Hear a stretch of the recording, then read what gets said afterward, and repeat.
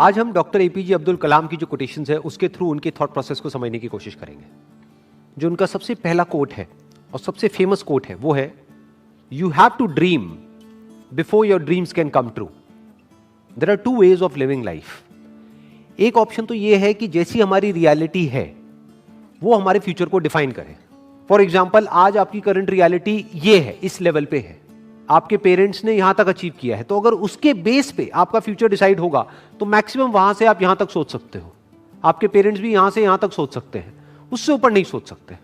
But अगर हम चाहते हैं कि हमारा जो फ्यूचर है वो प्रेजेंट से और पास्ट से बिल्कुल अलग हो, तो उसके लिए ड्रीम्स की जरूरत है, उसके लिए इमेजिनेशन की जरूरत है कि वो इमेजिनेशन आपको भगाए, ना कि आपकी जरूरतें या आपकी मजबूरियां आपको भगाएं।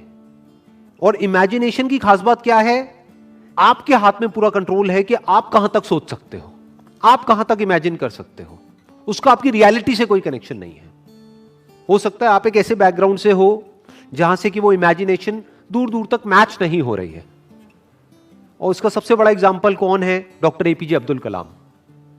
पहले तो एक इतने छोटे से गांव से निकल करके एक इतना बड़ा साइंटिस्ट बनना, और उसके बाद में भी इस कंट्री के प्रेसिडेंट बनना। लाखों करोड़ों स्टूडेंट्स के लिए वो एक आइडल हैं आज भी। अगर जिस बैकग्राउंड से वो आए, जो उनकी रियलिटी थी, अगर उसके बेस पे उनका फ्यूचर डिसाइड होता तो कभी भी वो इसका 1% भी अचीव नहीं कर पाते जो उन्होंने अचीव किया। लेकिन जो भी कुछ उन्होंने अचीव किया वो किया अपनी ड्रीम्स के बेस पर। और अगर ध्यान से उनकी लाइफ को ऑब्जर्व करोगे तो कभी भी उनका सपना ये नहीं रहा कि मुझे ये पाना है, मुझे वो पाना है, मुझे वो पाना है, मुझे वो पाना है, क्योंकि ये सपना तो आपको भिखारी बना देता है। उनका सपना हमेशा से ये रहा है कि मुझे ये करना है, मुझे ये करना है, मुझे ये करना है, मुझे ये करना है, अब ये कर लिया, अब ये करना है, अब ये कर लिया, अब मुझे ये करना है, अब ऐसे कॉन्ट्रीब्यूट करना है, अब ऐसे शेयर करना है। इनफैक्ट एक आदमी की असली पहचान इससे नहीं होती कि उसको कितना मिला है, क्योंकि अगर इसी से होती तो सबसे ज्यादा लाइफ में किसको मिलता है? एक भिखारी को। पूरी जिंदगी सिर्फ मिलता ही मिलता है। तो एक आदमी की असली पहचान इससे नहीं होती कि उसको कितना मिला है, बल्कि इससे होती है कि उसने क्या दिया है। तो अगर उनकी लाइफ को आप ध्यान से ऑब्जर्व करोगे तो आप एक ही चीज नोट करोगे कि उन्होंने सिर्फ दिया ही दिया है। बड़ी सिंपल लाइफ जी है उनकी लाइफ को अगर आप ऑब्जर्व करोगे, बहुत ही simple life, down to earth life. और लाइफ का सिर्फ एक ही मिशन रहा है कि किस तरीके से मैं कंट्रीब्यूट कर सकता हूं, किस तरह से जो आने वाली जनरेशन है उसको इंस्पायर किया जा सकता है, किस तरह से बच्चों के अंदर जो एक स्पार्क है जो हर बच्चे में होता है उस स्पार्क को इग्नाइट किया जा सकता है। यही उनकी पूरी लाइफ का मिशन रहा है। ऐसी लाइफ कैसे पॉसिबल हो पाई? On the basis of dreams, on the basis of imagining the future as he wanted. In fact जानवरों में और इंसानों में सबसे बड़ा फर्क यही है। जानवरों को उनकी जरूरतें भगाती है, उनकी मजबूरियां भगाती है, उनकी भूख भगाती है। बट इंसान होने का असली मतलब यह है कि आपको आपकी जरूरतें ना भगाएं, बल्कि आपकी सोच भगाए, बल्कि आपकी ड्रीम्स भगाए, बल्कि आपकी इमेजिनेशन भगाए। आप फ्यूचर को खुद इमेजिन करो, जैसा फ्यूचर आप चाहते हो अपने लिए, और फिर उस फ्यूचर को क्रिएट करो। That is the power of being human. इसीलिए कहा जा रहा है, you have to dream before your dreams can come true. तो मैंने अपने अलग अलग सेशंस में कई बार ये बात बोली है, लेकिन ये बात इतनी इंपॉर्टेंट है कि एक बार और बोलनी बनती है यहां पर। 90% से ज्यादा लोग लाइफ में इसलिए फेल नहीं होते हैं कि वो कुछ बहुत बड़ा सोचते हैं और उसको अचीव नहीं कर पाते हैं। वो इसलिए फेल होते हैं क्योंकि वो बहुत ही छोटा सोचते हैं और उसको अचीव कर लेते हैं, यानी कि उनकी ड्रीम्स होती ही नहीं है। लोग इसलिए नहीं फेल होते हैं कि उनकी बहुत बड़ी ड्रीम्स थी और वो पूरी नहीं हुई। लोग इसलिए फेल होते हैं क्योंकि एक्चुअल में उनकी कोई ड्रीम्स थी ही नहीं। Next quote is, man needs his difficulties because they are necessary to enjoy success. इस कोटेशन की जो डेप्थ है वो वही समझ सकता है जिसने एक्चुअल में बहुत बड़ी सक्सेस लाइफ में अचीव करी हो और जिसने बहुत बड़े बड़े फेलियर्स भी देखे हो। बिल्कुल इसी तरीके से यहां पर क्या कहा जा रहा है कि पानी की इंपॉर्टेंस सिर्फ वो आदमी समझ सकता है जो कभी प्यास से तड़पा हो। खाने की इंपॉर्टेंस वो आदमी समझ सकता है जिसने भूख देखी हो, जिसको बचपन से ही 56 भोग मिला है, जितनी उसकी भूख थी उससे बहुत ज्यादा मिला है। क्या उसके लिए खाने की कोई वैल्यू है? बट जो आदमी 2 दिन से भूखा है उसको आप कुछ रूखा सूखा भी दोगे तो उसकी क्या वैल्यू है उसके लिए, वो सिर्फ वही आदमी जानता है। ऐसे ही सक्सेस का मतलब सिर्फ वो आदमी समझ सकता है जिसको सक्सेस मुश्किल से मिली हो, जिसके बाप ने कुछ किया और करके एक लेवल तक पहुंचा और उस बच्चे को ले जाकर के कुर्सी दे दी और वहां पर बिठा दिया। वो कभी नहीं समझ सकता कि सक्सेस का मतलब क्या है। इनफैक्ट सक्सेस को वही आदमी डीपली इंजॉय कर पाएगा और ज्यादा टाइम तक इंजॉय कर पाएगा जिसको वो सक्सेस बहुत ही मुश्किल से मिली हो, जो उसके लिए बहुत तड़पा हो। इसको आप इस तरीके से कह सकते हो कि एसी का मजा एक्चुअल में किसको आ सकता है? जिसने गर्मी को फील किया हो, जिसने गर्मी को एक्सपीरियंस किया हो। जैसे मुझे अपने एक बचपन की एक बात याद है, when I was I think around 8 to 10 years old, तो हमारे घर में पंखे होते थे। तो हमारे एक रिलेटिव होते थे, उनके घर में एसी लगा था। उस वक्त एसी बहुत कम घरों में होता था, आज तो कॉमन हो गया है। मुझे अभी भी एग्जैक्ट याद है वो फीलिंग, जब मैं उनके घर जाता था तो वो जो एसी वाला कमरा था, जैसे ही उसका गेट खोलता था और वो हवा पड़ती थी, ये अंदर थोड़ी देर के लिए बैठने को मिल जाता था, तो क्या फीलिंग आती थी वो मैं ही जानता हूं। That was like heaven on earth. जबकि देखा जाए तो क्या है कि एसी तो है। अब ये फीलिंग क्या कभी उस बच्चे को मिली होगी जो पैदा ही एसी में हुआ? तो मुश्किलों से डरो मत, मुश्किलों को अपना दुश्मन मत समझो, मुश्किलें आपकी एक्चुअल में दोस्त है। क्योंकि जितनी ज्यादा आपने मुश्किलें सही हैं, जितने ज्यादा आपने फेलियर्स देखे हैं, उतना ही ज्यादा आपको मजा आने वाला है जब आपको सक्सेस मिलेगी। Next quote is, it is very easy to defeat someone but it is very hard to win someone. किसी को भी हराना बहुत आसान है। कैसे हराना? चाहे फिजिकली हराना, चाहे बातों में हराना। किसी को भी तोड़ना, हराना मतलब तोड़ना, बहुत आसान है। और विन का मतलब जोड़ना, अपने साथ में जोड़ना बहुत मुश्किल है। It is very hard to win someone. कैसे जीतना? उसका दिल जीतना, उसको जीत लेना, उसको दोस्त बना लेना, उसको अपना बना लेना, उसको अपने साथ जोड़ लेना बहुत मुश्किल है। क्योंकि उसके लिए एक ऐसी क्वालिटी चाहिए जो बहुत ही कम लोगों में होती है।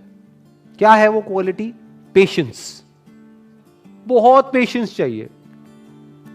जैसे आपके घर में कोई पौधा है, उसको तोड़ना कितना आसान है। उसको पकड़ो और जड़ से उखाड़ दो और फेंक दो, बट उसको पालना कितना मुश्किल है। रोज पानी देना होगा, ध्यान रखना होगा, कहीं कीड़े तो नहीं लग रहे, तो खाद डालनी होगी, उसको सनलाइट देनी होगी प्रॉपर, ना ज्यादा ना कम। मतलब कितना एफर्ट है। उस पौधे का ध्यान रखना कितना मुश्किल है। बिल्कुल इसी तरह से जैसे एक पौधे को मेंटेन करना होता है, ऐसे ही रिलेशंस को मेंटेन करना होता है। किसी भी रिलेशन को खत्म करना बहुत आसान है, बट उसको समझना, उसके पॉइंट ऑफ व्यू को समझना बहुत मुश्किल है। और मजे की बात क्या है, हमारा जो पूरा का पूरा एजुकेशन सिस्टम है, it is all about defeating someone, not winning someone. उसकी तो कहीं बात ही नहीं होती।